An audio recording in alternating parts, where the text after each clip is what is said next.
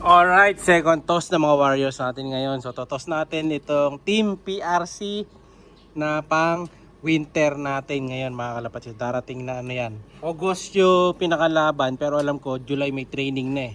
So July meron ding magaganap na vloggers racing. So doon tayo lalaban-laban na ng mga vloggers versus vloggers na may laban. So ito yung mga panlalaban natin mga kalapatid. Kalahati dito sa likod, kalahati sa harap. So dalawa yung pula ko dati na mga kalapatids, nabawasan na. Ayan o, yan na lang natira sa atin.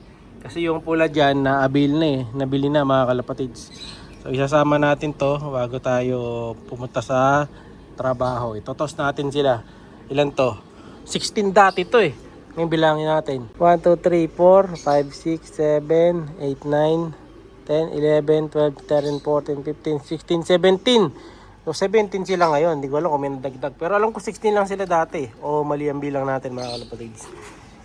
Comment kayo kung naaalala nyo. No? So shoutout sa mga nagtotos dyan. Meron tayong itim, meron tayong puti, red check, blue bar, grisel, blue grisel, dark check, blue bar. Lahat ng kulay yata meron tayo. So kompleto.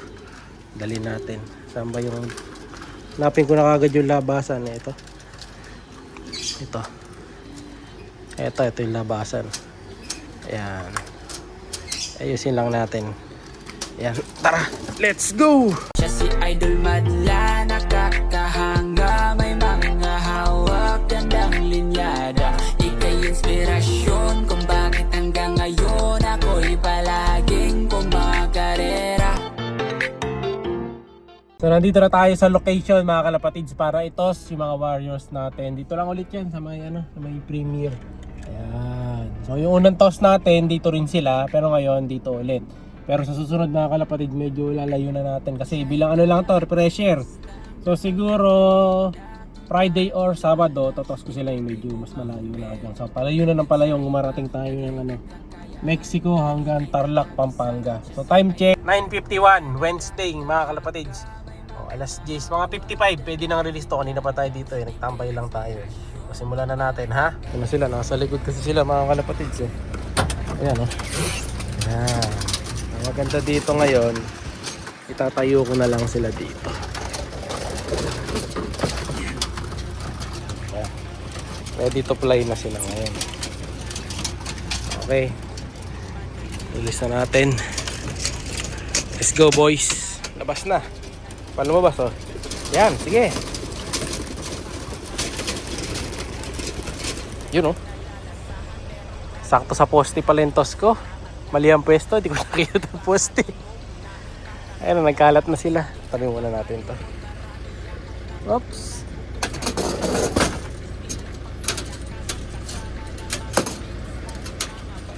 Ako, may isang pangit na pups doon oh. Nakita nyo ba yun? May isang green na pups. Papahanap natin kay Madla 2 mamaya. Yung green yung pups nung isa. Kay Madla 3. Saan po tayo? Bilis nila. Igot-igot sila. Ano to? 17 mga kalapatids na piraso. Ito na yung kasama ko. Ayan o. Pabalik na siya. Pabalik kasing ulam. Yung mga ibon natin na yun. Sa KFC. So, kukunin ko dapat yung ring ngayon kaso mamayang hapon na lang. Pagbalik ni Madla 2 siya kukuha ng ring mga kalapatids eh. Ayan, diretso na tayo nito, diretso work na. Si Madla 2 na mag-aabang nito sa bahay. Ayan, taas na nila mga kalapatids oh. Hindi ko lang mabilang eh. Pero kailangan mabilang pala natin to. Sana ba? 1, 2 1, 2, 3, 4, 5, 6 1, 2, 3, 4, 5, 6, 7, 8, 9, 10, 17 naman to mga kalapatids. Ang tanong, sino dyan yung nag-poops ng pangit ang poops?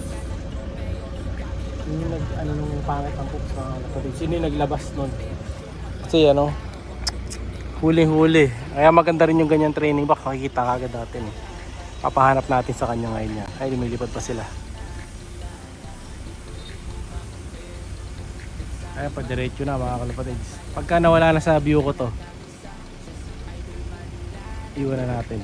Ayan, padiretso na.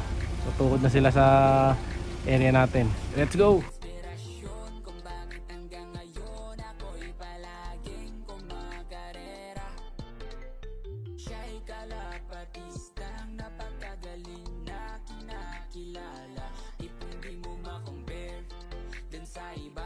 Taglay niyang kakayahan ay kinakamisa. Siya si Idol Madla, nakakahanga. May mga hawak, gandang linyada. Ika'y inspirasyon kung bakit hanggang ngayon ako'y palaging kumakarera.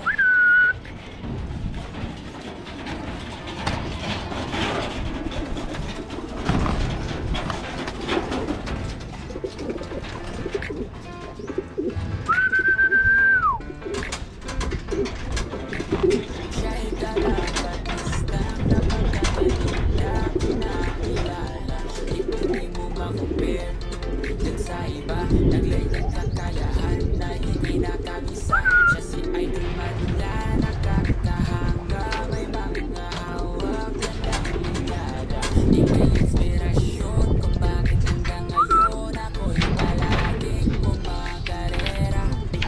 Na wait lang at makinig sa aking sasabihin. Talagang nakakabigit. Simple lang buhay, walang kaarte-arte. Hangad lang ay sumaya, nagalaga ng kalapati. Oo, di rin madali ang kanyang napagdaanan. Marami man ang harang ay patuloy na lumabang hanggang sa unti-unti niya itong mahawakan. Ang tamis ng tagumpay ay kanyang nalalasahan. Pero bago ang lahat ay salamat ka pala sa naibahagi mo na nakahalaga sa aking kapapanood. Marami akong natutunan bukod sa high blood suwatin. Miskiling pangmalakasan kasama na mga tips mo. Mga vitamins, mga daily maintenance, pati na morning routines. Ang galing mo, wala na akong nagsabi, lalo na sa pag-ibigay na nakakalaga. Siya'y kalapatistang napakagaling na kinakilala. Di mo ma-compare dun sa iba. Taglay niyang kakayahan ay kinakamisa. Siya si Idol Madla, nakakahanga. May mga hawak, gandang linyada. Ika'y inspirasyon kung bakit hanggang ngayon ako'y palaging kumakarera. Ano usapang ibon ba? O dito malupit? May naipanalo na, dami pang certificate. Tandang o dati pang ibang ito sa puling sa lupit ng mga ibon mo. Instant winning, kaya din ako magtataka kung manalo ka sa lahat ng sasalihan. Ibon mo ay kakasa, ibang klase talaga. Idulo ng karamihan sa pagiging tunay mo. Yan ang hinahangaan, mapagmahal sa ibon at matulungin sa kapwa. Mabait na kaibigan, talagang nakakahanga. Hindi nakakasama, panoorin ka habang nagbabahagi ng kaalaman sa mga bata. Tulad ng karamihan, nangangarap balang araw na mahawakan ng tropeyo. Kami mang kaagaw, pampalakas loob, kayaming inspirasyon na balang araw ang hindi may magiging isang kampiyon. Siya'y kalapatistang napakagaling na kinakilala. Yun, eto, tapos na itong kumain. Bali yung mga ibon kanina, napakain na natin kaagad. Yun na lang ang huling kumain, yun nandun sa kabila. Ayan, oh. So, last na silang kumain dahil sila na yung one day eat nating mga ibon, yung mga nasa likod. Bali, sabay-sabay silang kumakain doon pagka tanghali. Ayan, oras na din kasi. So, ito, tapos na kumain yan. Kita nyo, rest na sila, oh. Kumakain pa ng saresa yung isa, oh. Bihira. Hindi lang pwede yan, eh. So ngayon ito, papahinga na sila. Ready na to para sa susunod na to. Si Peber na umalis ako, sa Friday naman ulit natin sila dadalhin ko sakali. Same na lugar na lang muna, pero ibang oras na. Malamang yun, hapon na natin sila totos. Para masanay na sila dun sa area na yun. Kailangan lang ma-master nila yun ng iba-ibang oras eh. Tapos, i-adjust na natin yung lugar nila, palayo ng palayo sa ibang lugar. Ayan, kita nyo. So ilan to? 1, 2, 3, 4. Ayun, 5, 6, 7, 8, 9, 10, 11. So 11 to. So bali, ang ilalaro natin kasi dun sa isang club sa winter race ng PRC is nasa 10 mga kalapatids, no? So 10 ang ilalaro natin doon. May iwan ditong, depende, tingnan natin, pero malamang isakay ko na lahat to para matrain sila ng matrain, no? Mura lang naman training ngayon. Ay, nagtaas na pala yung training ngayon. Ang training ngayon, ano na, 20 pesos na. Dati nagsimula tayo nagkalapate 10, naging 12, tapos naging 15, ngayon 20 na. Pambihira yung ano, inflation mga kalapatid. 20 na pumasahe sa truck. Dati ang mura lang. So sa inyo, magkano ba yung pamasahe sa inyo? Comment kayo kung magkano yung mga pamasahe sa inyo sa truck, no? Para malaman na iba natin mga kalapatids. So yun na muna mga kalapatids para sa araw na to. Abig ko nga sa susunod yung shoutout natin bukas na lang. Bye! Siya'y kalapatistang napakagaling na kinakilala.